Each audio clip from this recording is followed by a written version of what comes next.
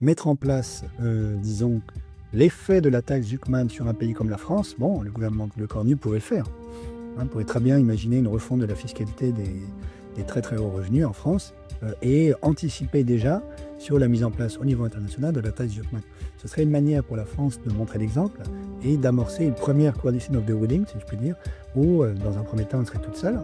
Mais je crois me souvenir que pour la taxe Chirac sur les billets d'avion, c'est ce qu'on avait fait. La France avait commencé toute seule ou peut-être avec 2-3 autres pays. Donc à mon avis, c'est ça qu'il faudrait faire.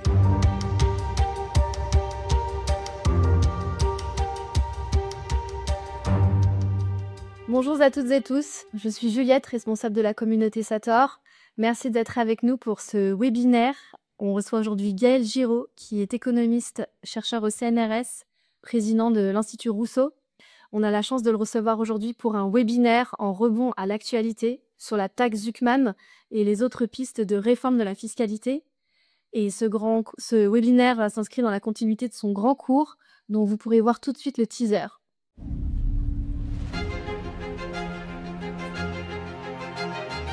La crise écologique s'emballe, l'économie mondiale se trouve dans un très profond déséquilibre et les politiques publiques mises en œuvre sont contre-productives. Tout ceci plonge une partie d'entre nous dans la précarité et nous empêche tous de nous projeter vers un avenir désirable. Ce cours est une introduction critique à l'économie. Nous allons faire un long voyage pour apprendre comment lutter contre les principaux défis qui sont les nôtres aujourd'hui. Affronter la polycrise écologique, réduire les inégalités, mettre fin au chômage de masse, lutter contre l'inflation, bref, construire un monde post-carbone, juste et désirable, le monde de demain. Cela suppose d'en revenir aux fondamentaux de l'économie. D'où vient la monnaie? Comment naissent les inégalités? Qu'est-ce que le capital? Comment lutter contre l'émergence des inégalités par une réforme de la fiscalité? Les dettes, est-ce que c'est grave? Quelles sont les origines de l'inflation que nous connaissons aujourd'hui? Comment réformer notre fiscalité? Ce cours s'adresse à vous, même si vous n'avez jamais étudié l'économie. Les experts y trouveront également matière à réflexion. Ils comprendront en particulier pourquoi une bonne partie de l'économie d'aujourd'hui non seulement ne nous aide pas à relever les défis qui sont les nôtres, mais ils font même obstacle, en particulier, à celui de la bifurcation écologique. Je suis Gaël Giraud, économiste, directeur de recherche au CNRS. Je travaille avec des physiciens, des mathématiciens, des chimistes, mais aussi avec des philosophes, des historiens, des sociologues et même quelques économistes. Je vais vous proposer dans ce cours un grand voyage, au cours duquel nous allons traverser les principales énigmes de l'économie d'aujourd'hui, de manière à faire de vous, au terme de ce parcours, des acteurs lucides, informés, capable de contribuer vraiment à l'économie de demain.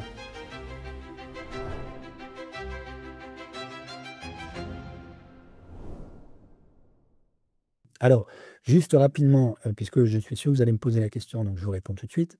Est-ce que le budget Le Cornu va avoir besoin de faire une réforme fiscale? En fait, il s'abstient d'en faire une. Donc, il ne met évidemment pas en place la taxe Zuckman, mais il met en place une taxe sur les holdings qui a vocation à être un substitut à la taxe Zuckman, mais qui ne rapportera au mieux qu'1 milliard d'euros par an, contre des recettes qui sont estimées à 15-25 pour la taxe Zuckman si on la mettait en place et si elle touchait la France. Voilà. Donc, d'une certaine manière, le budget de Cornu a refusé tout le débat qui a eu lieu en France depuis plusieurs semaines, plusieurs mois maintenant, autour de la taxe Zuckman, et au fond propose une saignée budgétaire qui n'est pas très très éloignée de celle de François Bayrou. Il y a donc une cure d'austérité de plus de 30 milliards, on est passé de 40 à 30, bon, avec notamment des coupes majeures dans l'assurance maladie, une année blanche pour les salaires publics, les prestations sociales, des baisses dans le soutien au logement, la cohésion territoriale, la solidarité et la culture. Et dans le même temps, en revanche, les ultra-riches et les grands groupes sont très largement épargnés. La surtaxe sur les sociétés est divisée par 2 et la contribution des hauts revenus est simplement prolongée sans renforcement, alors que nous savons tous que l'explosion des inégalités de revenus a fait que les très hauts revenus se sont considérablement davantage enrichis au cours des 10 dernières années que les classes moyennes ou les catégories sociales plus défavorisées. Donc, il y a un véritable enjeu à continuer la discussion. Disons, la majorité actuelle estime que, en tout cas le gouvernement actuel estime que l'effort fiscal doit être concentré sur les classes moyennes et les ménages ordinaires, alors que, je le rappelle très rapidement, parce que je suis certain aussi que vous allez me poser la question, il n'y a pas réellement de crise de la dette publique en France. Alors je sais que c'est un peu provocateur de dire ça, alors que ça fait des mois qu'on agite le spectre de la possibilité d'un défaut souverain de l'État français, disons, l'arrivée des armées du FMI qui viendraient prendre le contrôle de Paris. Bon. Donc très rapidement, parce que ce n'est pas le sujet aujourd'hui, mais je redis quand même de quoi il retourne. Et tout ceci, évidemment, est expliqué avec beaucoup de détails dans le cours L'économie de demain, dont vous avez vu le teaser.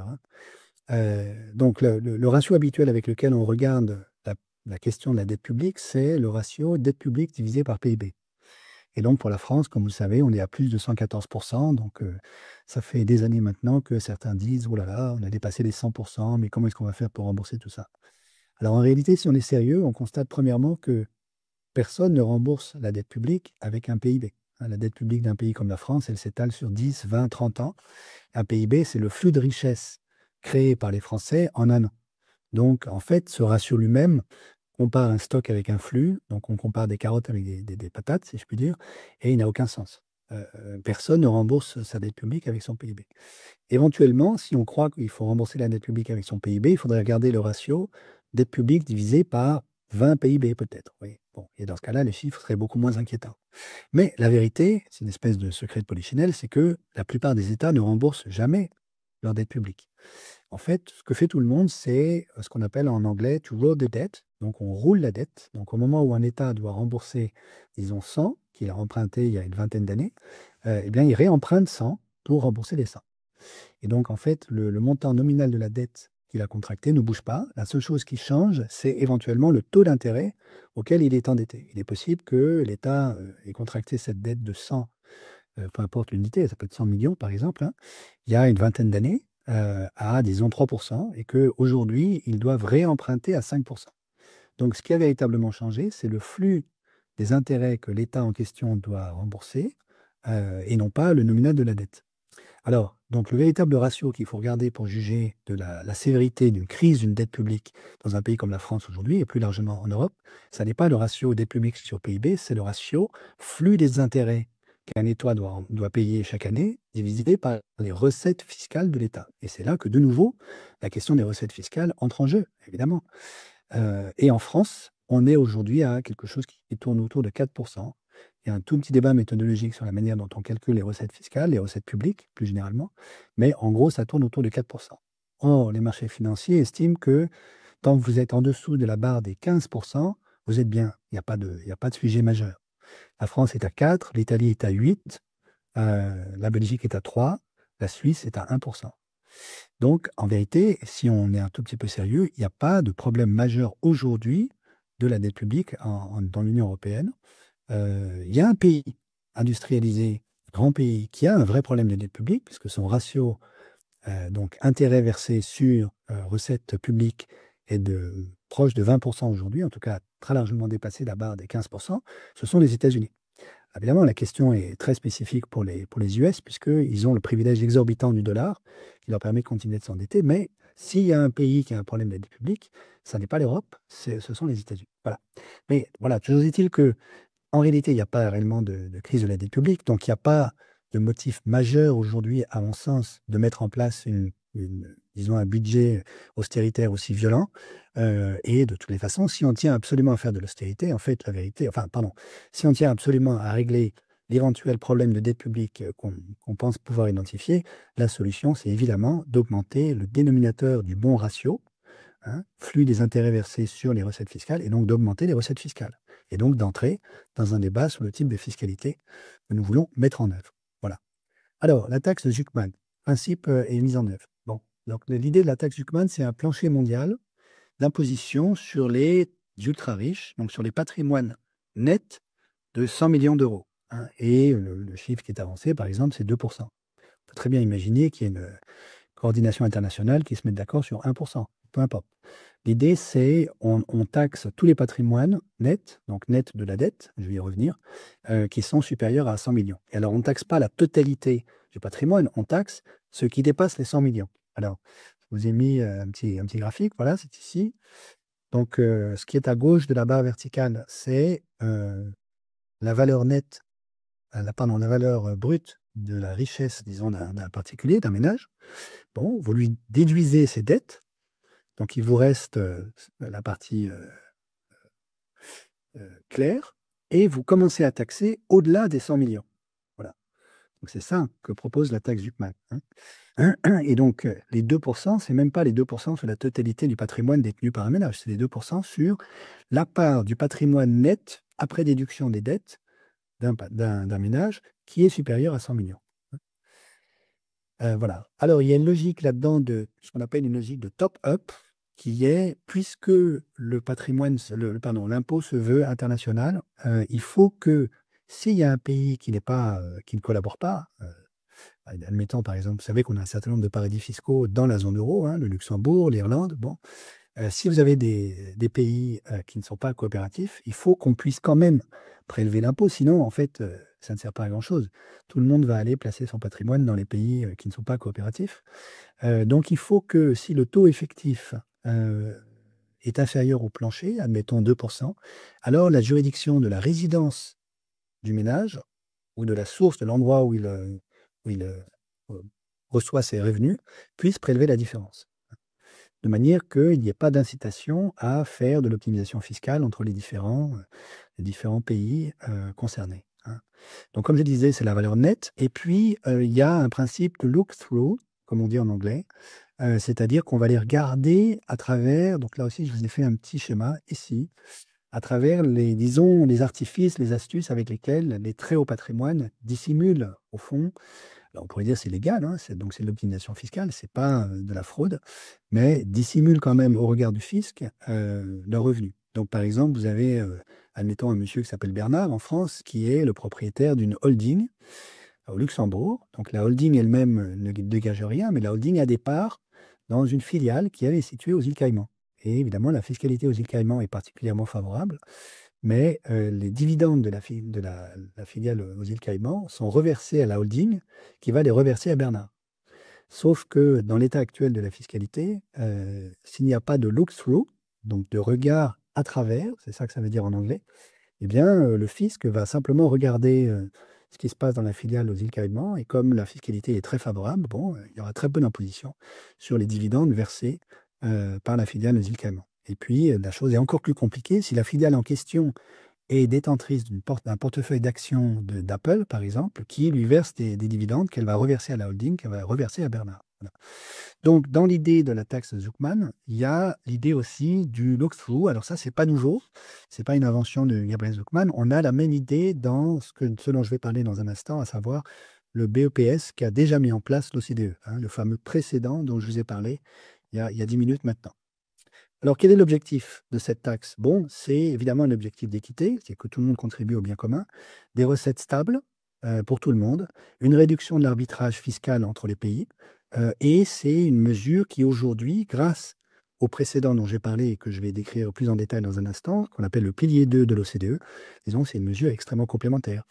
L'idéal, c'est que dans quelques années, vous ayez d'un côté le pilier 2 pour les entreprises, les revenus des entreprises, et puis, d'un côté, quelque chose qui ressemble à la taxe Zuckman pour les ménages. Donc, je disais, c'est la richesse nette. Donc, en fait, l'assiette n'est calculée qu'à partir du moment où on a déduit du patrimoine du ménage concerné, disons, le montant de ses dettes. Voilà. Ensuite, donc ça, je l'ai dit également, on ne prélève qu'à partir que sur disons, la part du patrimoine qui est supérieure à 100 millions. Alors, le look-through, donc c'est ce que je viens de raconter, ça permet de traverser, disons, les millefeuilles institutionnels qui ont été mis en place depuis des années par un certain nombre de très hauts patrimoines via ce qu'on appelle les holdings, des trusts, les family offices, etc. Donc, c'est un principe, disons, de transparence fiscale qui est déjà utilisé par l'OCDE et qu'il s'agirait d'étendre à la fiscalité des ménages. Alors, deuxième partie, fiscalité internationale, 3 jalons historiques. Parce que, en fait, il y a toute une histoire de cette question. Alors, j'en parlais il y a un instant. Donc, premièrement, le pilier 2 de l'OCDE, qui était, disons, en gestation depuis très longtemps. Pour moi-même, quand j'ai commencé à travailler sur ces questions en 2009-2010, en fait, il y avait un certain nombre de cadres de l'OCDE qui réfléchissaient à cette question déjà à l'époque. Disons que voilà. Alors, donc l'OCDE a mis en place ce qu'on appelle le BEPS, le Base Erosion and Profit Shifting, qui a été adopté en 2021, qui est donc un taux effectif minimum de 15% sur les groupes internationaux dont le chiffre d'affaires dépasse 750 millions d'euros. Vous voyez que en fait, l'idée est tout à fait parallèle à celle de Zuckman, sauf qu'au lieu qu'on impose les revenus d'un ménage, on impose les bénéfices d'une entreprise. Hein. Et de nouveau, il y a un principe de top-up, pardon, c'est-à-dire que si en fait, la maison mère de l'entreprise se trouve dans un pays qui est non coopératif, alors les filiales étrangères on peut exiger, disons, des filiales étrangères qu'elles compensent le manque à gagner fiscal du pays non coopératif où se trouve la maison mère. Et donc, ça, c'est une manière d'éviter, si vous voulez, que vous ayez des groupes multinationaux qui s'arrangent pour faire apparaître artificiellement leur maison mère dans les pays les plus favorables d'un point de vue fiscal. Hein. Voilà. Alors aujourd'hui, vous avez 140 pays qui sont signataires donc, du pilier 2 de l'OCDE. La mise en œuvre commence 2024-2025 hein, et les recettes attendues sont substantielles, d'entre 150 et 200 milliards de dollars par an. Alors, il y a un précédent à tout ça qui est le travail qui a été fait par un grand économiste malheureusement méconnu, qui s'appelle Michał Kalecki, qui est un économiste polonais, qui a surtout écrit entre la Première et la Deuxième Guerre mondiale, et puis après-guerre, et qui est le premier, à ma connaissance, à avoir proposé un prélèvement international progressif sur le capital privé. À l'époque, c'était pour refinancer la construction et le développement des pays occidentaux après la guerre, dans les travaux qu'il a menés pour l'ONU. Alors, il est le premier, me semble-t-il, à avoir proposé une coopération fiscale mondiale sur le capital. Voilà. Il était bien en avance sur tout le monde. Alors, la grande différence, si vous voulez, avec la proposition qui avait été faite il y a quelques années par Thomas Piketty et puis ce qui est repris aujourd'hui par Gabriel Zuckman, c'est que, disons, Kalecki, lui, croyait à la possibilité on pourrait dire, d'une communauté internationale construite via les institutions multilatérales qui ont été élaborées après 1945. Hein. On peut penser donc aux Nations Unies, la Banque mondiale, le FMI, etc. Et donc, il imaginait une coordination planificatrice via ces institutions multilatérales. La proposition, à la fois le pilier 2 de l'OCDE et la proposition Zuckman, d'une certaine manière, sont moins optimistes sur la capacité de la communauté internationale à s'entendre et proposent au fond une coordination administrative. Donc, on est un niveau en dessous, si vous voulez, dans l'architecture des institutions internationales. Donc, une coordination au niveau des administrations nationales à taux plancher. Hein. Donc, c'est ça, en gros, la grande différence de philosophie entre l'approche de Kalecki et celle du pilier 2, Piketty et Zuckman. C'est que Kalecki croyait encore qu'on pourrait demander, par exemple, aux Nations Unies de faire le travail. Voilà. Aujourd'hui, on voit bien que les Nations Unies sont non pas une coquille vide, mais une institution qui est devenue extrêmement fragile, dont la légitimité est remise en cause par beaucoup de gens. Et donc, c'est certainement plus aux Nations Unies aujourd'hui qu'on peut demander de mettre en place un impôt mondial sur le capital. Alors, moi-même, j'ai travaillé sur ces questions en 2009, je le redis rapidement, pour dire qu'il reste un problème qui n'est toujours pas résolu aujourd'hui. Hein, que vous avez abordé dans un livre publié avec Cécile Renoir en 2009 qui s'appelle 20 propositions pour réformer le capitalisme et qui est l'énorme question des prix de transfert, hein, qui n'est pas adressée, comme on dit en anglais, ni par la taxe Zuckman, ni par le BPS de l'OCDE. Le problème est le suivant. Vous avez une multinationale qui a des filiales dans un certain nombre de pays. Ces filiales se vendent entre elles des produits qui sont produits par la multinationale. Comme c'est des ventes internes au groupe, en fait, elles peuvent fixer le prix qu'elles veulent sur les prix de transfert du produit d'une filiale vers une autre ou vers la maison mère. Alors typiquement, par exemple, vous êtes une multinationale qui produit des voitures, vous avez une filiale au Brésil avec des usines qui produisent la voiture, mais la filiale au Brésil n'est pas détentrice, n'est pas propriétaire de la marque de la voiture, qui fait beaucoup dans la valeur commerciale de la voiture. Hein, admettons que ce soit une BMW, rien de spécifique sur la BMW, mais admettons que ce soit une BMW, vous voyez que donc la filiale brésilienne produit en fait un tas de ferraille avec 4 roues et un volant au milieu, mais ce n'est pas une BMW puisqu'elle ne peut pas mettre la marque BMW sur la voiture. Et puis elle vend cette voiture à une filiale qui se trouve par exemple dans les îles anglo-normandes, Jersey et Guernesey, dont la fiscalité est particulièrement favorable. Et en fait, la filiale brésilienne, elle peut vendre même à un coût, disons, qui est inférieur au coût de production, donc elle fait des pertes. Donc elle n'est pas imposée au Brésil. En revanche, la filiale qui se trouve dans les îles anglo-normandes elle achète à très bas prix la voiture et puis elle lui met la marque BMW. Parce qu'elle, elle est propriétaire de la marque.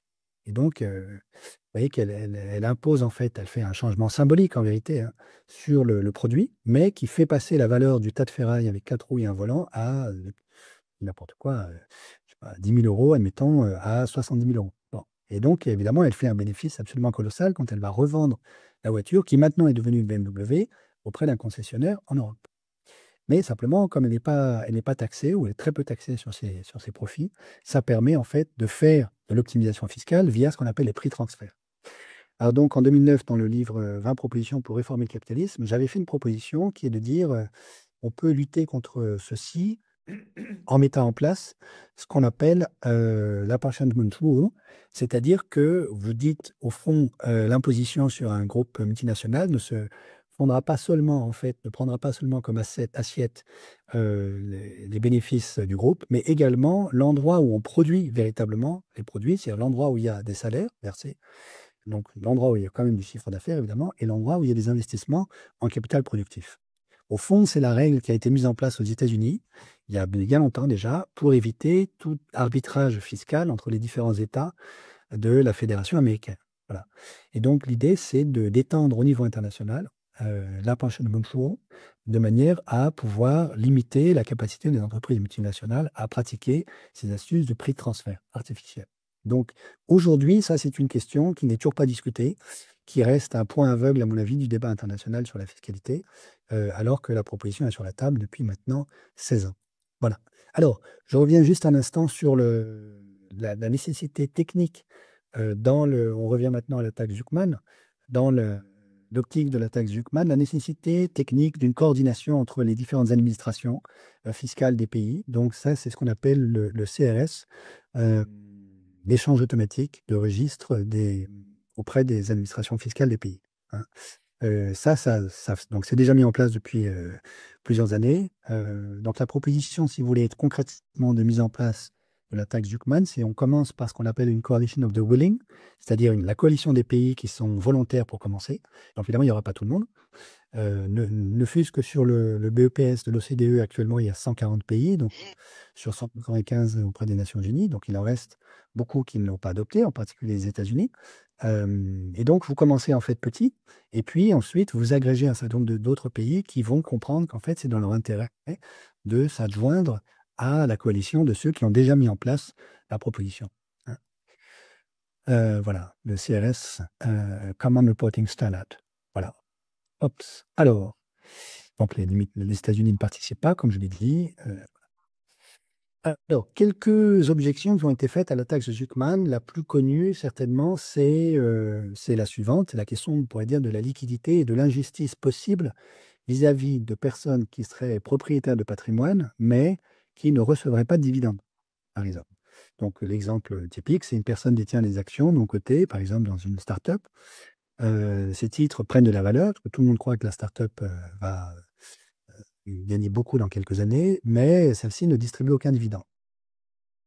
Si vous mettez une taxe de 2% sur la valeur, disons, au-dessus des 100 millions des déductions faites de la dette, bon, elle sera théoriquement imposée sur un propriétaire qui, lui, en fait, n'a jamais perçu moindre centime de dividende de la start-up. Alors donc, l'objection, c'est, vous voyez, il y a un problème de liquidité d'abord, c'est-à-dire, en fait, le propriétaire n'a même pas le cash éventuellement pour payer l'impôt, et ensuite, il y a une forme d'injustice, puisque pour l'instant, il n'en bénéficie absolument pas, et qui plus est, si jamais demain matin, la valorisation de l'action en question s'effondre, comme ça pourrait être le cas, par exemple, pour les actions liées à l'IA dans quelques mois ou quelques années, finalement, l'impôt aura été payé à perte, puisque lui, il va faire des pertes sur son patrimoine, et il aura payé des impôts sur un patrimoine complètement fictif. Alors, la réponse à ceci, c'est, au fond, en réalité, il suffit d'attendre qu'il y ait une matérialisation de l'augmentation de la richesse, du patrimoine du ménage.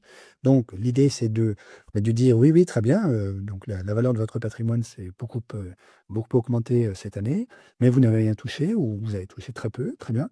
On va attendre qu'il y ait un événement dit, entre guillemets, de liquidité, c'est-à-dire vous recevez enfin des dividendes, ou bien vous cédez vos parts, ou bien l'entreprise dont vous êtes le propriétaire fait l'objet d'un IPO, etc. Bon.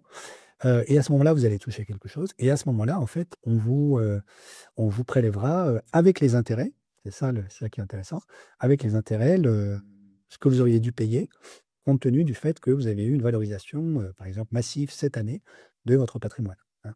Et donc, évidemment, avec des intérêts est central, parce que sinon, tout le monde a intérêt à jouer à ce jeu-là pour reporter à plus tard, ad libitum, le moment de devoir payer.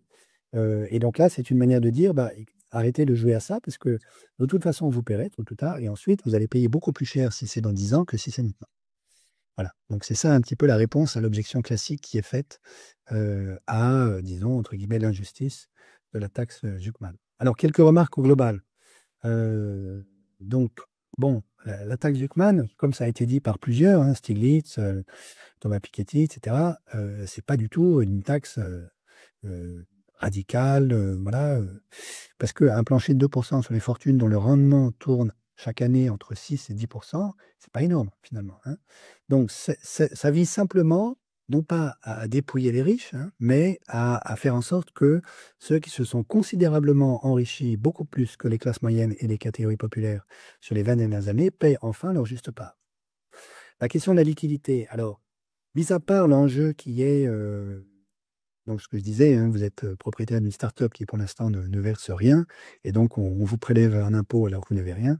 C'est relativement injuste. Bon, donc je l'ai dit, la réponse c'est on prélèvera plus tard, mais avec des taux d'intérêt. Bon. Euh, un autre aspect de la réponse, c'est hormis ce cas-là, disons, lorsque vous avez des niveaux de richesse qui sont tels que votre patrimoine net est supérieur à 100 millions, vous pouvez aussi convertir une partie de vos actifs pour récupérer les 2% que vous devez payer chaque année. Voilà. Donc la taxe, troisièmement, ne cible pas les PME, qui sont, voilà, dont certainement, en tout cas, la valeur des actions ne va pas dépasser 100 millions, déduction faite des dettes. Et puis, bon, la quatrième objection, vous connaissez bien, c'est mais les plus riches vont tous partir, qui en Belgique, qui au Luxembourg, etc. Bon. Et la réponse, c'est en fait, ça, c'est un choix politique. On peut limiter quand même l'évasion des plus riches via une exit tax, par exemple, qui les pénalisera. Et puis par ailleurs, mais je crois que je le redirai tout à l'heure, en fait, l'expérience montre, quand on met enfin en place la fiscalité sur les très hauts revenus, l'expérience montre que les très hauts revenus, pour la plupart, ne migrent pas. En tout cas, ça ne provoque pas de migration massive euh, des plus riches. Voilà. Voilà, comme je disais, bon, il y a eu des expériences en Colombie en 2022, en Espagne en 2022. Il n'y a pas eu d'exode massif ni de catastrophe fiscale, alors que ces pays ont introduit déjà des prélèvements sur les patrimoines, les très hauts patrimoines. Voilà, comme le temps court, je vais passer rapidement à la suite. Donc, pardon, je vais quand même dire ça. Il y a des objections qui sont intéressantes, qui ont été faites par Charles de Courson lors d'un débat à l'Assemblée nationale le 1er octobre dernier. Ça vaut la peine quand même de les entendre rapidement. Charles de Courson dit, en fait, la taxe Zuckman, c'est une mauvaise réponse à un vrai problème. Donc, il est bien d'accord que l'optimisation des ultra-riches s'est accrue considérablement depuis la suppression de l'impôt sur la fortune en France. Mais alors, il mobilise lui aussi l'objection de, bah alors, quand on a des rendements annuels inférieurs à 2%, comment on fait? Bon, ben, j'ai déjà répondu. Et puis surtout, en fait, les propositions alternatives de Charles de Courson, sur lesquelles on pourra revenir si ça vous intéresse, c'est faisons de la microchirurgie fiscale adaptée, disons, à la fiscalité française plutôt qu'un impôt international. Je crois, moi, de mon point de vue, c'est surtout ça la réponse. Ou l'objection, disons, de Courson, c'est Courson ne croit pas beaucoup disons, à une coordination internationale sur l'impôt, sur les patrimoines des ménages, et il est davantage favorable à ce qu'on pourrait faire sur une base purement nationale pour réduire l'optimisation fiscale des plus riches en France. Hein. Voilà, donc d'une certaine manière, on est en mesure de donner en partie raison à Charles de Courson, tout en lui disant oui, mais en fait, c'est une perspective, c'est une philosophie complètement différente. D'un côté, vous avez, disons, la tradition Michal Kaleski, qui est on fait un impôt mondial sur le capital. De l'autre côté, vous avez ce qu'il est possible de faire aujourd'hui pour détricoter ou construire en partie le millefeuille fiscal que nous avons accumulé depuis des années en France. Hein. Alors, troisième partie, pardon, maintenant, l'impôt ABC, pardon, nous avons proposé au sein de l'Institut Rousseau. Donc l'impôt ABC, c'est une idée qui vient d'Éric Levieille, qui est avec nous, je crois. Il y a deux sources que vous pouvez aller lire, qui sont deux rapports de l'Institut Rousseau. Le premier, qui est un peu plus technique, de Joseph Enguerrand, Éric Levieille, Mathilde Salin et moi-même. Et le second, qui est davantage orienté vers les applications politiques, disons, de l'impôt ABC, qui est dû à Bouzoll-Broitman, Dufresne, Kuantan et Damien Varenne. Voilà.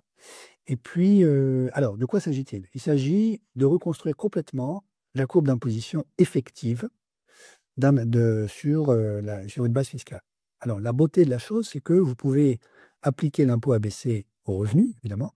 Vous pouvez l'appliquer au patrimoine, mais vous pouvez l'appliquer à n'importe quoi, au carbone, à tout ce qui vous arrange, tout ce qui vous intéresse. Ça peut être utilisé pour l'impôt sur les successions, l'impôt sur les sociétés, etc. Donc, en fait, c'est une formule mathématique très simple qui a été redécouverte par Éric Levieille. Alors, nous avons nous-mêmes redécouvert après coup que quelqu'un d'autre y avait déjà pensé au début du XXe siècle, mais c'était resté complètement inconnu. Et cette formule a l'avantage énorme de se résumer à 3 paramètres, A, B, C, que je vais décrire dans un instant.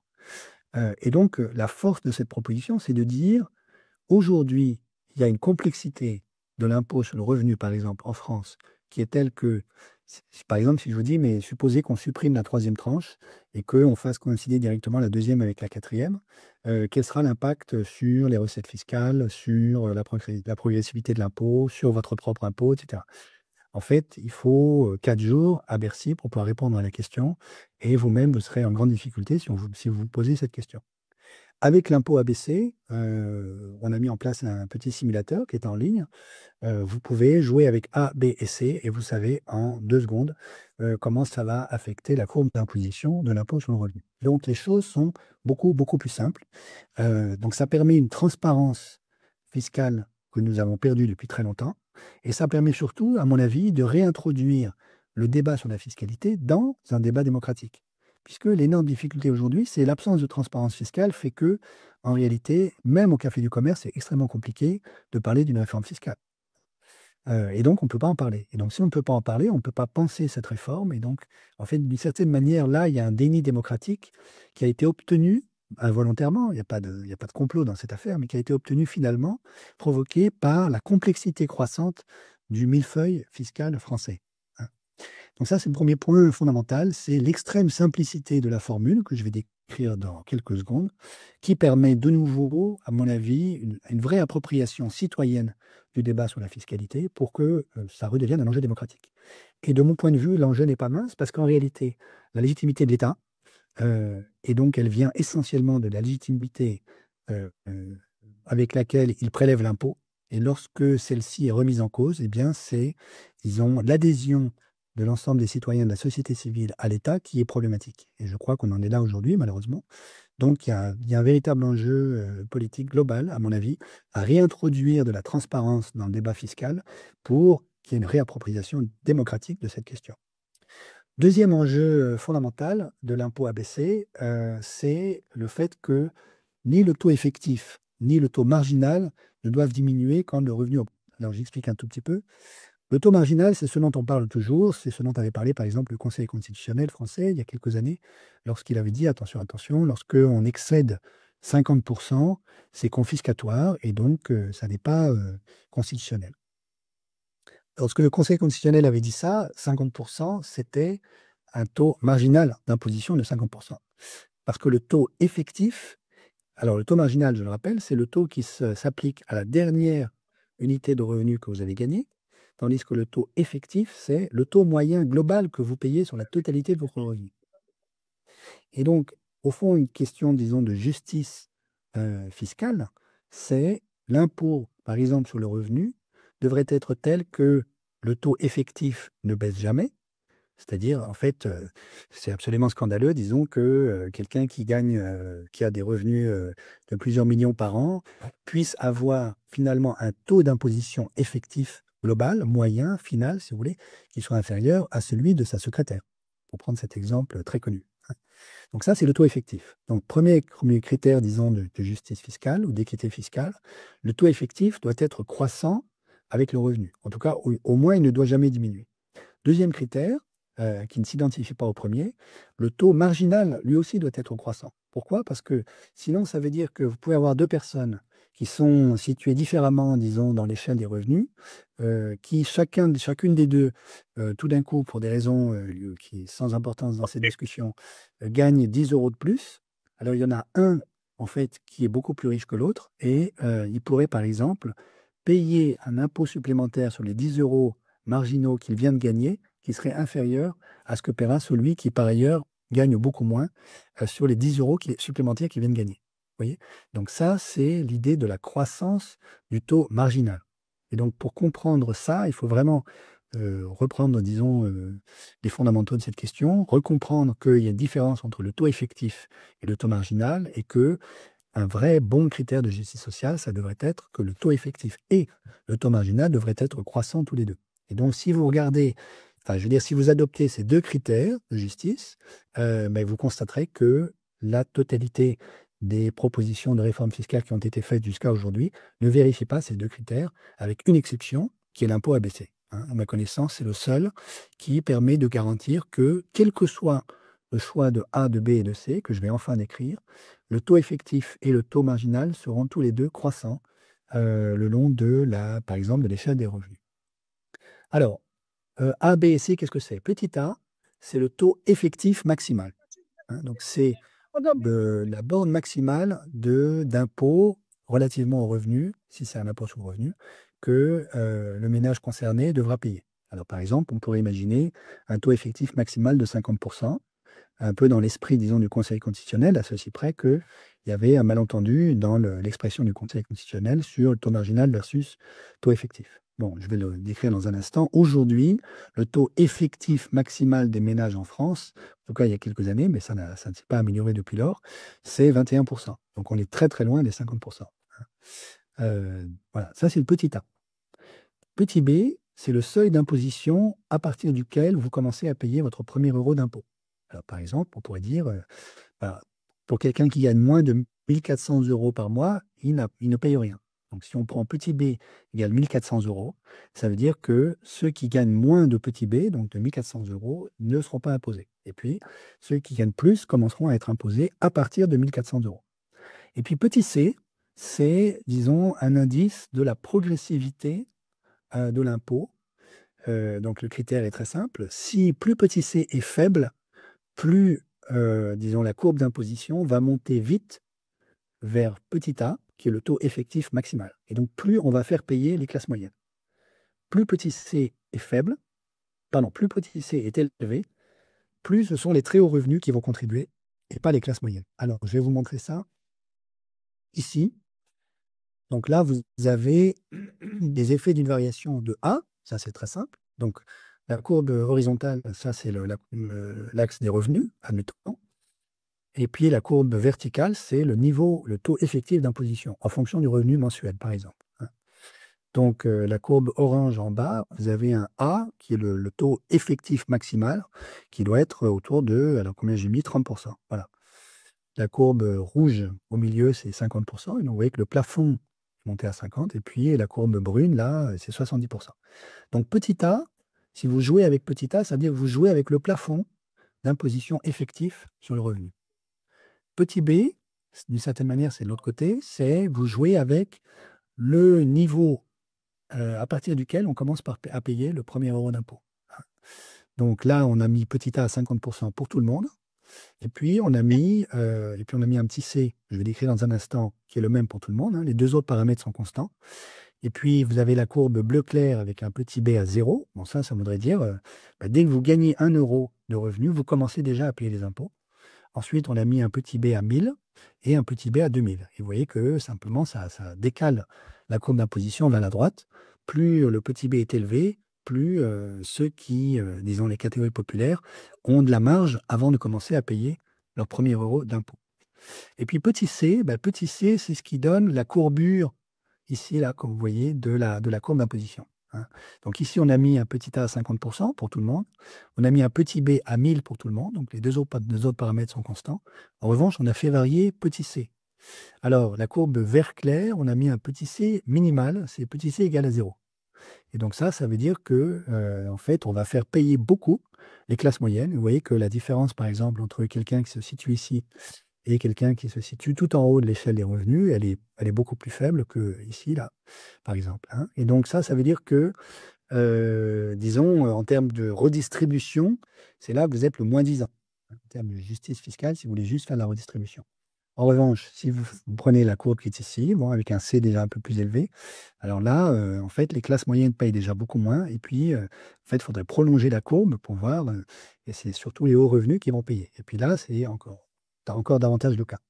Alors, évidemment, vous allez me dire, mais qu'est-ce qui nous empêche de prendre un petit C égale l'infini? Puisque certainement, la plupart d'entre nous, ce matin, font partie des classes moyennes et se trouvent plutôt de ce côté-là de l'échelle des revenus. La difficulté, c'est que les très riches sont très riches, mais très peu nombreux. Et donc, si vous augmentez petit c, donc vous faites baisser la courbe qui est ici, donc vous baissez la contribution des classes moyennes, mais vous baissez également le niveau global des recettes fiscales du Trésor national. Et donc, d'une certaine manière, il y a un arbitrage, et c'est pour ça que ça vaut la peine de faire de la politique, hein, d'avoir un débat démocratique sur cette question. Il y a un arbitrage entre avoir un petit c très faible pour avoir beaucoup de recettes fiscales, parce que vous faites payer les classes moyennes, qui sont très nombreuses, mais vous avez peu de redistribution, versus avoir beaucoup de redistribution, donc vous mettez surtout à contribution les très hauts revenus, mais du coup, les recettes fiscales globales de l'État vont diminuer, hein. Et c'est là, à mon avis, que se situe le véritable débat. Et donc, la force et la beauté, si je puis dire, de l'impôt ABC, c'est que avec ces trois paramètres-là, petit a, le plafond maximal d'imposition effective, petit b, le niveau à partir duquel vous commencez à payer votre premier euro d'impôt, petit c, le caractère plus ou moins redistributif de l'impôt, eh bien vous avez la totalité de la courbe. Alors, la fonction elle-même, elle est écrite ici. Donc ça, c'est le taux effectif d'imposition. Petit a, c'est le plafond. Petit r, c'est le revenu. Petit b, c'est donc le niveau à partir duquel vous payez le premier euro d'impôt. Et petit c, c'est cette mesure du caractère redistributif ou non. Et vous voyez bien que si vous faites tendre petit r à l'infini, par exemple, vous récupérez petit a. Donc, pour ceux qui gagnent des très très grosses sommes, leur taux maximal d'imposition, ça va être petit a. Alors, est-ce qu'on peut vérifier que le taux marginal et le taux effectif sont croissants tous les deux? Oui. Donc, vous irez regarder la note si vous n'en êtes pas convaincu. Comme le temps court, je vais avancer. Alors, ce qu'on a fait, c'est on a comparé, en fait, disons, l'impôt actuel français avec ce que donnerait ABC. Et donc, en fait, ce qu'on montre, c'est que il est parfaitement possible, de dupliquer, en fait, les différentes tranches françaises sur le taux de revenu via un impôt qui est beaucoup plus sympathique, qui est l'impôt ABC. Alors, pourquoi c'est beaucoup mieux? Parce qu'en fait, vous n'avez aucun effet de seuil. Vous voyez que si vous êtes ici, par exemple, donc entre quelqu'un qui est là et quelqu'un qui est là, tout d'un coup, hop, vous gagnez 1 euro de plus et votre taux d'imposition explose. Enfin, n'explose pas, mais disons, augmente considérablement. Donc, vous avez une très forte discontinuité, en fait, ici. Et donc, en réalité, vous avez, disons, une forme d'injustice. À chaque fois, vous avez un passage de seuil. Avec l'impôt ABC, c'est plus le cas, hein. Et vous n'avez plus aucun effet de seuil, plus aucun effet de tranche. Bon. Et puis, l'autre force également, c'est que de nouveau, si on veut discuter d'une réforme de l'impôt sur le revenu, et alors évidemment, si on veut être fin et avoir de la granularité, on va multiplier le nombre de tranches. Donc, certains partis politiques ont même proposé une refonte de l'impôt sur le revenu avec 12 tranches. Bon, alors vous voyez qu'à chaque fois, pour chaque tranche, vous avez au moins 2 paramètres, donc ça vous fait au moins 24 paramètres pour calibrer votre courbe d'imposition, alors que l'impôt ABC, lui, se calibre avec 3 paramètres, A, B et C. Voilà, je vais garder un petit peu de temps pour les questions. Qu'est-ce que je voulais vous montrer encore? Tac, tac, tac. Oui, voilà, juste une petite comparaison. En fait, est-ce que ces deux approches, la taxe Zuckman d'un côté, l'impôt ABC, sont complémentaires? La réponse est oui. En fait, on pourrait très bien imaginer d'utiliser la formule ABC sur la taxe Zuckman. Sur la taxe Zuckman, c'est un plancher, c'est une flat tax. En fait, c'est 2%, point barre, et ça n'évolue pas avec le montant de la richesse considérée. Alors, on pourrait très bien imaginer qu'il y a un impôt ABC appliqué au niveau international sur les patrimoines nets supérieurs à 100 millions d'euros, par exemple. Voilà. Mais on pourrait aussi appliquer l'impôt ABC à absolument tout et n'importe quoi, ce qui fait, à mon avis, la très très grande richesse de cette proposition. Voilà, je vais m'arrêter ici. Est-ce que vous m'entendez bien? Je vais vérifier. Il n'y a pas de bug de son comme Gaël et moi sommes dans la même salle. Parfait. Eh bien, merci beaucoup pour cette riche présentation. Donc, on a à peu près une demi-heure de questions. Il y a déjà quelques questions dans le chat qui sont d'ordre relativement technique. Donc, je vous propose de commencer par celle-ci, tant qu'on est dans les formules mathématiques. Et après, je vous proposerai peut-être d'élargir le débat à un peu plus politique et social sur les enjeux de transition et le rapport. De toute façon, je vais juste poser ma question. Est-ce que, Gaël, tu pourrais juste couper ton micro un instant? Ok, donc il y a un écho de toute façon. Ce que je vais faire, c'est que je vais me mettre à côté de Gaël et je vais pousser les questions à Gaël. Je peux enlever le son. Hop. Voilà, effectivement, aujourd'hui, nous sommes dans la même salle. Donc, Ça va? des petits soucis techniques à régler. Est-ce que c'est bon? De toute façon, je vais couper mon micro, je ne vais pas parler longtemps, je vais juste transmettre vos questions. Donc peut-être pour commencer, et n'hésitez pas à continuer à poser vos questions dans le chat. Donc il y a une première question qui a été posée, par exemple, c'était sur donc la différence entre le financement du budget de l'État et plus globalement le financement de la sécurité sociale au-delà des flux financiers entre État et sécurité sociale. La taxe Zuckman et l'impôt ABC semblent concerner plutôt le financement du budget de l'État. Que préconisez-vous concernant plus globalement le financement de la sécurité sociale et de nos services publics? Donc la taxe Luqman n'est pas spécifiquement fléchée vers, disons, par exemple, le financement de la sécurité sociale. Pour une raison simple, c'est que les recettes fiscales de l'État, aujourd'hui, dans le droit français, ne sont jamais affectées comme telles. C'est-à-dire, elles n'ont pas de destination a priori. Elles sont reversées dans le pot commun et ensuite, c'est le débat parlementaire sur justement le projet de loi de finances qui permet d'affecter, disons, une partie des recettes fiscales à telle ou telle dépense fiscale de l'État. Donc ça, c'est le premier point. Donc en effet, disons, le débat qu'on peut avoir sur comment sauver la sécurité sociale de France, disons, n'intersecte pas le débat qu'on a sur la taxe Zuckman. En revanche, sur l'impôt ABC, oui, tout à fait, on pourrait tout à fait imaginer que des différentes, disons, réformes de l'impôt que nous avons mises en place en France pour disons, pallier la difficulté de financement de la sécurité sociale en France, soient elles-mêmes revisitées avec la formule de l'impôt ABC. Ça, c'est tout à fait possible. C'est ça que j'ai dit, hein, d'une manière générale. L'impôt ABC, c'est vraiment une formule de maths qu'on peut appliquer à peu près à tout et n'importe quoi, et y compris au prélèvement de la CSG, au prélèvement de tout ce qui permet de financer, par exemple, des dépenses sociales dont nous avons besoin. Hein. Et je crois que c'est de ça dont on devrait parler. En fait, ça devrait faire partie d'un grand débat démocratique pour 2027. Hein. Si quelqu'un veut se saisir de cette question, ce serait, à mon avis, tout à fait bienvenu. On peut reproduire avec l'impôt ABC toutes les solutions. On peut très bien avoir une flat tax. Eux qui sont favorables à une flat tax, c'est-à-dire une seule tranche pour tout le monde. Bon, un seul niveau d'imposition, c'est compatible avec l'UEC. On peut avoir quelque chose d'extrêmement progressif. Donc, vous voyez, l'impôt ABC, c'est un outil qui ne prend pas position d'un point de vue politique, qui a une très très grande souplesse, qui permet de reproduire le niveau d'imposition actuel, enfin disons les courbes d'imposition actuelles, avec une très bonne, disons, approximation, une qualité d'approximation, et qui, à mon avis, devrait faire partie du débat pour 2027. Donc je propose peut-être une autre question technique que j'ai vue passer au début de la présentation et a créé un certain nombre de questions qui arrivent sur comment mener les débats et la nature de ces débats. Donc, il y avait même deux questions techniques. La première, c'était revenir sur la définition de ce qui est un événement de liquidité. Est-ce que ça inclut, par exemple, les emprunts gagés sur les actions détenues? Et deuxième question, que je pourrais reposer après, quid des ETI qui disent, pour les ETI rentables, la taxe Zuckman comptera une distribution massive de dividendes afin de permettre aux actionnaires de s'acquitter de l'impôt? Ok. Sur le premier point, je peux revenir sur la slide, hein, si vous voulez. En fait, un événement de liquidité, c'est tout ce qui fait que, à un moment ou un autre, celui qui est propriétaire d'un patrimoine financier en particulier, évidemment, va pouvoir enfin toucher quelque chose, alors qu'au moment où on a voulu prélever, disons, l'impôt, il n'avait encore rien perçu. Hein. C'est ça de manière globale. Donc, vous empruntez de l'argent, vous avez une dette, mais en fait, le collatéral de votre emprunt, ce sont des actions qui éventuellement se sont appréciées considérablement. Et donc, c'est vrai que, alors, la question, c'est est-ce que la personne en profite pour augmenter son emprunt, pour emprunter davantage, faire davantage de levier, hein, du leverage?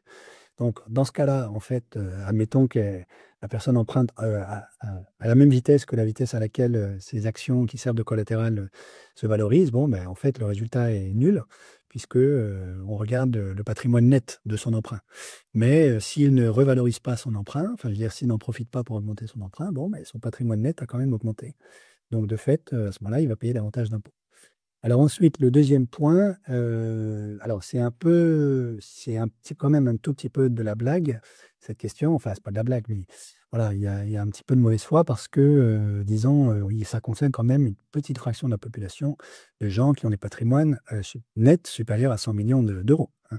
Donc, disons, c'est pas vrai que ça va obliger un certain nombre d'entreprises disons, débourser des sommes colossales de dividendes juste pour permettre à leurs actionnaires de s'acquitter de la taxe Zuckman. Voilà. Dans un contexte où, il faut quand même le rappeler, il y a eu une explosion des dividendes versés avant même la taxe Zuckman, depuis une quinzaine d'années maintenant. Vous avez même aujourd'hui des entreprises qui s'endettent pour pouvoir financer les dividendes qu'elles versent à leurs actionnaires, ce qui est un non-sens du point de vue de la gestion comptable d'une entreprise. Donc, moi, je répondrai ça, hein. Voilà, c'est vraiment pas l'enjeu aujourd'hui sur la taxe Zuckman. Alors, je vais prendre 3 questions qui sont en lien avec l'actualité politique française et en particulier enfin, c'est le remaniement ministériel. Une première question qui porte sur la faisabilité de l'application de la taxe Zuckman là, maintenant, tout de suite en France. Et du fait de ce que tu nous as présenté, Gaëlle, sur la coopération internationale, nationale que nécessite la taxe Zuckman, comment le gouvernement Lecornu aurait-il pu la mettre en place maintenant et comment la prévoir dans l'hypothèse où tout le monde se met d'accord Alors, en fait, donc la taxe Zuckman, disons, le gouvernement Lecornu ne peut pas la mettre en place, c'est une taxe internationale, hein. Donc ça suppose une coordination internationale qui ne dépend pas simplement d'un gouvernement français. La raison pour laquelle vous avez des gens comme Joseph Stiglitz qui sont venus en France à l'Assemblée nationale défendre la taxe Zuckman dans le débat français, c'est que si même en France, on ne peut pas en débattre un tout petit peu sereinement, en tout cas avec une certaine qualité de débat, ça va être compliqué d'avoir une coordination internationale. Donc je crois que c'était ça le véritable enjeu. Maintenant, mettre en place, disons, l'effet de la taxe Zuckman sur un pays comme la France, bon, le gouvernement Lecornu pouvait le faire, hein. On pourrait très bien imaginer une refonte de la fiscalité des très très hauts revenus en France et anticiper déjà sur la mise en place au niveau international de la taxe Zuckman. Ce serait une manière pour la France de montrer l'exemple et d'amorcer une première coalition of the willing, si je puis dire, où dans un premier temps, elle serait toute seule. Mais je crois me souvenir que pour la taxe Chirac sur les billets d'avion, c'est ce qu'on avait fait. La France avait commencé toute seule ou peut-être avec 2, 3 autres pays. Donc, à mon avis, c'est ça qu'il faudrait faire. Il faudrait engager des pourparlers avec 2, 3 autres pays qui acceptent de se lancer et qu'on mette en place ensemble une première amorce de la taxe Zuckman. Et après ça, on espère que la coalition enfin, la communauté internationale suivra. Donc c'est ça l'enjeu. Donc j'aurais tendance à dire tout seul, c'est compliqué, mais à 2 ou 3, ça a du sens. Ça permet de lancer le mouvement. Évidemment, il y aurait un petit peu d'optimisation fiscale en réaction d'un certain nombre de très hauts patrimoines qui vont du coup faire, disons, de l'évasion légale, en tout cas on peut espérer, vis-à-vis des 3 pays de la première coalition de Willing. Mais bon, ça c'est inévitable, mais je le redis, il n'y aura pas d'exode massif des plus riches et on peut espérer ensuite que la coalition grandisse suffisamment rapidement. Sur cette question de la fuite des riches, est-ce que il y a des chiffres que tu pourrais nous partager? Alors, j'ai pas les chiffres ici, mais disons, oui, je peux chercher ça et puis vous le transmettre via Sator, hein. Disons, toutes les études sur ces questions-là montrent que ça n'est pas vrai qu'une augmentation significative de l'impôt sur les plus hauts revenus provoque un exode massif des plus hauts revenus. Et c'est juste faux et ça fait très longtemps qu'on le sait. Donc, c'est une espèce de serpent de mer dans ce débat qui est agité mais qui n'a aucun fondement académique. Et alors pourquoi est-ce que les médias en particulier nous poussent cet épouvantail? Et est-ce que tu pourrais nous faire un panorama des différents courants d'économistes pour que nous, citoyens, puisque Sator a vocation à s'adresser à tous, et là on va vraiment plus en tant que citoyens à nos élèves, Est-ce que tu pourrais nous faire un panorama des différents courants de pensée? Tu nous as déjà listé les arguments pour et contre, mais si on prend encore un peu de recul, Disons, aujourd'hui, dans un paysage comme le paysage français, vous avez d'un côté, disons, on pourrait dire l'équipe Piketty-Zuckman, bon, qui est évidemment favorable à l'attaque Zuckman. Et puis, en face, on a quelqu'un qui vient de recevoir le prix Nobel, hein, Philippe Aghion, le prix de la Banque de Suède, la Banque centrale de Suède, Philippe Aghion, qui est farouchement opposé à l'attaque Zuckman, en estimant que ça va nuire à la capacité d'innovation du tissu industriel français. Bon. Et puis, vous avez l'Institut Rousseau qui a proposé quelque chose qui est, d'une certaine manière, transversal, universel, qui est l'impôt ABC, qui ne s'oppose pas à l'attaque Zuckman, pas du tout, mais qui est extrêmement complémentaire, d'une certaine manière, qui devrait être l'outil à partir duquel on discute quelque chose comme l'attaque Zuckman, mais aussi la taxe carbone, etc. Et puis, vous avez quelqu'un comme Charles de Courson à l'Assemblée nationale, qui a une très bonne formation de fiscaliste et qui a fait des remarques, à mon avis, intéressantes, justes, qu'il faut prendre en compte dans le débat. Bon, moi, je crois que, d'une certaine manière, pour revenir, ça me permet de revenir un tout petit peu à la question antérieure sur ce qu'aurait pu faire le gouvernement Lecornu. Le gouvernement Lecornu aurait pu au moins mettre en place les propositions de Charles de Courson. Ça, c'est très clair. Pour ça, on n'avait absolument pas besoin, disons, d'une coordination internationale. C'est ça, disons, la spécificité de la position de Charles de Courson, qui est, avant d'attendre qu'il y ait une communauté internationale qui se lance, nous, on peut déjà faire un certain nombre de choses et, disons, déconstruire au cas par cas toutes les niches fiscales qu'on a accumulées et toutes les autoroutes d'évasion fiscale légale qu'on a mises en place depuis un certain nombre d'années. Donc ça, c'est encore une autre philosophie, c'est un autre point de vue. Donc moi, je dirais le paysage français, voilà, il est organisé autour de ces pôles-là. Alors, dans la continuité, justement, puisque ces débats vont nécessiter beaucoup de dialogue à l'international, est-ce que tu pourrais nous décrire ta vision de comment changer de culture sur ces questions de Changer de culture. sur la question de la transition écologique, comment on adresse le financement de toutes ces questions et du coup, puisque ça va nécessiter de la coopération, du dialogue à l'échelle nationale, à l'échelle internationale, comment est-ce qu'on organise ce débat et comment est-ce qu'on peut favoriser en tout cas un changement de culture vers plus de coopération? Alors, il faudrait que tout le monde suive les cours Sator, voilà, dans plusieurs langues. En français, en anglais, en italien, en allemand, en espagnol, au moins, pour commencer. Ensuite, évidemment, a priori, on se dit en bon européen, le Parlement européen devait être le lieu de cette discussion, de ce débat. Nous avons présenté donc le rapport de l'Institut Rousseau, Road to Net Zero, hein, qui est un schéma de décarbonation nette complète de l'Union européenne d'ici 2050 au Parlement européen. Il a fait assez peu d'écho, malheureusement, parce que, disons, un certain nombre de partis politiques au Parlement européen ne veulent plus entendre parler du tout de la transition écologique. Donc là, on est dans le creux de la vague, je pense. On est dans un backlash anti-écologique qui est lié à toute une série de questions, disons, d'un côté, disons, un refroidissement très clair induit par la pandémie de la Covid-19. Ensuite, la peur qui gagne un certain nombre d'esprits liés à la guerre en Ukraine, dont on ne peut pas, en effet, minimiser complètement la menace pour le continent européen. Et puis ensuite, un retrait progressif d'un certain nombre d'investisseurs financiers, et en particulier aux États-Unis, à l'égard des valeurs vertes, hein. Depuis 2022, en gros, vous avez un certain nombre de grands fonds de gestion d'actifs qui, après avoir fait des grandes déclarations tonitruantes, je pense à BlackRock, en faveur des actifs verts, se sont retirés ou se retirent. Je crois que l'élément déclencheur de ceci, c'est la décision qui a été prise par un certain nombre de compagnies de réassurance, hein, qui sont donc des assureurs des assureurs, de se retirer de la réassurance des événements climatiques extrêmes. Donc c'est un phénomène qui est peu connu et que j'ai documenté, j'ai écrit des papiers là-dessus. Pour ceux que ça intéresse, notamment dans la Civiltà Cattolica, il y a une version française, en français. Donc le phénomène est le suivant, si vous voulez, vous avez un grand réassureur suisse qui s'appelle Swiss Re, qui a publié en 2021 un rapport absolument fondamental dont je vous recommande la lecture, qui s'appelle Climate Change, No Action is not an option. Donc changement climatique, l'inaction n'est pas une option. Et à ma connaissance, c'est la première fois sur les 15 dernières années qu'une institution privée qui a le poids de Swiss Re, c'est l'un des plus gros réassureurs au monde, hein, tire la sonnette d'alarme sur le changement climatique avec, disons, la publication de chiffres sur les dégâts que provoquerait l'inaction, le fait qu'on ne fasse pas grand-chose, ce qui est le cas aujourd'hui malheureusement, qui sont assez effrayants. Donc, dans le scénario le plus pessimiste de Swiss Re, on est à moins 18% du PIB mondial en 2050 tous les ans, avec un réchauffement qui a dépassé les plus 3 degrés. Hein. Donc là-dessus, je le redis pour tout le monde, si vous ne le savez pas déjà, mais si vous ne le savez pas, si vous ne suivez pas encore les cours de Sator, il faut le faire. Ok. Il est trop tard, donc nous avons atteint l'an dernier le plus 1,5 degré de réchauffement au niveau mondial. Il est trop tard pour rester en dessous des plus 2 degrés. Je ne connais plus aucune simulation prospective sérieuse climatique, malheureusement, qui nous permette raisonnablement de rester en dessous des 2 degrés dans ce siècle. Donc, une grande partie d'entre nous qui sommes réunis aujourd'hui, là, dans ce webinaire, nous allons connaître une planète à plus de degrés. La question, ça n'est pas si, la question, c'est quand. Et vous avez un nombre malheureusement assez important de simulations qui suggèrent que ça pourrait avoir lieu avant 2050.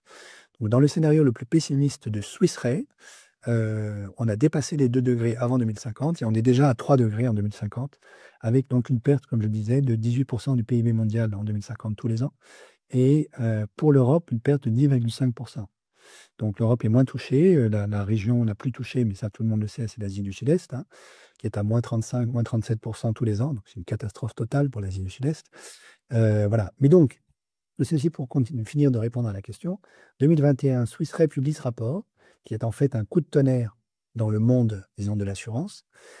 Fin 2022, les réassureurs se retirent de la réassurance des événements climatiques extrêmes, les inondations, les sécheresses, les tempêtes, et du coup laissent les assureurs un peu tout seuls face à la nécessité de continuer d'assurer. Ça coûte énormément d'argent aux assureurs, hein, l'assurance des événements climatiques extrêmes, en particulier aux États-Unis, mais pas uniquement. Et donc là, il y a un gros enjeu business, si je puis dire, hein, qui est que le monde de l'assurance est petit à petit en train de se dire, mais est-ce que nous sommes capables de faire face à nos devoirs d'assureurs dans un monde qui se réchauffe? Alors, vous vous souvenez certainement de la grande déclaration qui avait été faite par le PDG d'AXA il y a quelques années, qui est un monde à 4 degrés n'est pas assurable. Bon, il a certainement raison. Et donc, moi, je crois qu'une partie du backlash écologique est due à ça. C'est-à-dire que vous avez une partie du monde business liée à la finance et à l'assurance. Maintenant, les deux, le monde de l'assurance et le monde de la finance, sont complètement liés l'un à l'autre. Hein. Il n'y a plus du tout de frontières étanches. Une partie du monde business se dit bon, c'est déjà trop tard. Hein. On ne peut plus s'occuper de la transition écologique. Je pense que c'est une erreur gravissime parce que la question n'est pas s'il faut faire quelque chose, c'est il faut le faire le plus vite possible. Et même si on le fait très très tard, il ne sera jamais trop tard. C'est ça le point. Hein. Même gagner un demi-degré, comme le disait Valérie Masson-Delmotte, hein, chaque centième de degré compte, ou chaque dixième de degré compte, même gagner un demi-degré, c'est une transformation radicale du paysage planétaire dans quelques années. Donc, heureusement, moi, mon expérience, c'est que du côté industriel, ceux qui sont dans l'industrie manufacturière, il y a une prise de conscience très vive, en dépit du backlash écologique, de la nécessité de la bifurcation écologique. Hein. Les industriels avec qui je discute, que ce soit en Belgique, en France ou en Italie, là je reviens d'une tournée en Italie, sont assez clairs là-dessus. J'aurais pas dit la même chose il y a 10 ans. Donc là, il y a une véritable prise de conscience qui apparaît à ma connaissance, enfin dans mon expérience. J'en dirais pas autant à propos de l'autre enjeu colossal, qui est la question des minerais. Hein. Puisque si on veut faire la transition énergétique, donc bifurquer vers des énergies renouvelables et ou du nucléaire, on a besoin de minerais et l'Europe n'est pas riche en minerais. Il y a un véritable enjeu mondial hein, sur la question des minerais, vous le savez, si vous suivez les cours Sator, vous le savez encore mieux que moi. Et donc là-dessus, moi, mon expérience, c'est que le monde industriel n'a pas encore bien compris que le salut se trouve dans l'industrie low-tech, économe en eau, en énergie et en minerais. Et ça, c'est l'étape d'après. Voilà. Merci beaucoup. Alors, il nous reste 10 minutes. Il y a encore beaucoup de questions dans le chat. Je vous propose de repartir un instant sur la question de la dette publique qui a été invoquée en introduction, en introduction. J'ai 2 questions sur ce thème. La première, est-il possible que la France décide seule, sans l'Europe, de se doter de mécanismes alternatifs de financement à moindre coût via un pôle public bancaire remanié et des obligations d'achat et de détention de dettes faites aux banques privées? Et deuxième question, je la pose tout de suite, je pourrais la reposer après. Étant donné que le risque de dégradation de la note en France, en l'absence d'un redressement de la dette, ne devrions-nous pas maintenir un déficit acceptable afin de limiter l'impact sur le coût d'emprunt des ménages? Oui, alors, donc, sur la deuxième question qui est plus facile, bon, donc, comme vous savez, l'agence de notation Fitch a baissé la note française. En fait, tant que nous sommes investment grade, c'est-à-dire que nous ne sommes pas, disons, que la dette publique française n'est pas considérée comme une dette entre guillemets pourrie, il n'y a aucun risque majeur lié à ça. Disons, ce sont des effets d'annonce sur les marchés financiers. Comme les marchés financiers sont globalement extrêmement frileux, tout effet d'annonce peut avoir, disons, des répercussions d'emballement sur les taux d'intérêt payés par la dette publique française, hein. Donc, je le redis, hein, l'enjeu, c'est à mesure que l'État français roule la dette, il réemprunte. Et donc, s'il réemprunte à des taux d'intérêt très élevés, bon, mécaniquement, le poids, disons, des flux d'intérêt versés par la France va augmenter. Là-dessus, il faut quand même, à mon avis, sortir un tout petit peu de la panique hystérique. C'est-à-dire que, comme la dette française est étalée sur 30 ans, le taux moyen effectif, le taux d'intérêt moyen effectif versé par l'État français sur sa dette, il s'étale sur tous les emprunts qui ont été réalisés sur les 30 dernières années. Or, sur les, disons, 15 dernières années, le taux était très très bas. Donc, même si les taux augmentent très vite aujourd'hui, admettons, hein, vous avez vu par exemple qu'au moment de la, la chute du gouvernement Bayrou, puis de la démission la première démission de M. Sébastien Lecornu, les taux français, le spread français a dépassé le spread italien, ce qui est une première depuis très très longtemps. Voilà, donc même si aujourd'hui on avait un emballement des marchés financiers sur la dette publique française, ça ne veut pas dire que le taux effectif moyen payé par la France sur sa dette exploserait aussitôt. Il y a une très grande inertie et on ne verrait pas l'effet avant 6 ou 7 ans, hein. Voilà, donc ça, il faut le rappeler. Par ailleurs, donc, il y a plein de moyens de neutraliser cette menace. Il y a celui auquel pense la personne qui a posé la première question, sur laquelle je vais revenir. Mais il y a aussi, de manière beaucoup plus simple, à mon avis, hein, ce que j'ai appelé le truc de Draghi, hein, le Draghi trick, qui est ce que Mario Draghi a mis en place quand il était président de la BCE de 2015 à 2024, qui est de s'engager à racheter de manière systématique les titres de dette publique souscrits par des banques privées. Donc, vous avez par exemple le Trésor national français qui fait une adjudication de trésor, donc il vend des OAT, des titres de dette publique français, admettons à 10 ans, à des banques privées françaises, BNP, Société Générale, Crédit Agricole, BPCE, Natixis, etc. Et la BCE s'étant engagée à racheter ces titres, donc à faire de la titrisation en fait, ces banques-là vont le jour même revendre le titre des dettes publiques à la BCE, moyennant une petite commission. Et donc, c'est finalement quasiment un free lunch, comme on dirait, c'est-à-dire un repas gratuit, sans risque, de la part des banques privées qui gagnent la commission. Évidemment, la commission est faible, mais rapportée à plusieurs dizaines de milliards, ça finit par faire des sommes substantielles pour les banques. Donc, c'est très bien pour elles. Et ça permet à la BCE de garder des titres de dette publique. C'est la raison pour laquelle il y a aujourd'hui plusieurs centaines de milliards d'euros de dette publique sur les pays de la zone euro détenus par la Banque centrale européenne. Voilà. Donc, ce truc-là, en fait, on peut très bien le maintenir. Donc, Christine Lagarde a décidé en janvier 2025 de l'interrompre, sans que, pour ma part, je comprenne vraiment la motivation de cette décision, puisque même les sages de la Cour de Karlsruhe en Allemagne, qui avaient un peu froncé les sourcils lorsque M. Draghi a mis en place ce dispositif en 2015, avaient fini par y consentir pour sauver, disons, à la fois à l'époque le soldat grec, mais aussi le soldat euro. Puisque du point de vue, disons, de la BCE, l'enjeu fondamental derrière tout ça, c'est de sauver l'euro. D'ailleurs, je reviens un tout petit peu sur la deuxième question, puis je vais aborder la première. S'il y avait un jour, disons, un downgrading fort de la dette publique française, qui la fasse tutoyer les zones, disons, des junk public bonds ou des junk sovereign bonds, c'est-à-dire des titres de dette publique, entre guillemets, pourris, en fait, le véritable risque, ce serait une implosion de la zone euro. Donc moi, à titre personnel, mais c'est un pari politique, je n'ai aucun doute sur le fait que la BCE interviendrait immédiatement, ne fût-ce que pour sauver l'euro. Évidemment, on va me dire, ça c'est un pari politique, certes, mais je réponds, l'euro lui-même est un pari politique, depuis le début, hein. Donc, si on veut conserver la zone euro, en fait, il faut donner, et c'est ce qu'on a fait déjà, hein, à la BCE les moyens de protéger l'euro. Alors, sur la première question, la réponse est oui, il y a des moyens, c'est un petit peu, comment dire, compliqué. Donc, la personne qui a posé la question y a déjà réfléchi. Donc, très rapidement, il y a 2 articles du traité fondamental de l'Union européenne qu'il faut regarder. L'article 123, évidemment, qui interdit à la Banque centrale européenne de financer directement les titres de dette publique, donc les États. D'où l'astuce du mécanisme Draghi, ça permet de court-circuiter l'article 123, puisque la BCE ne prête pas directement aux États. fait, elle rachète un titre de dette publique titrisé par une banque privée qui, elle, a prêté à l'État. Et puis, il faut regarder l'article 128 également. Et donc, en fait, de mon point de vue, la réponse, c'est une manière concrète de le faire. C'est d'essayer de faire un petit peu ce qu'a essayé de faire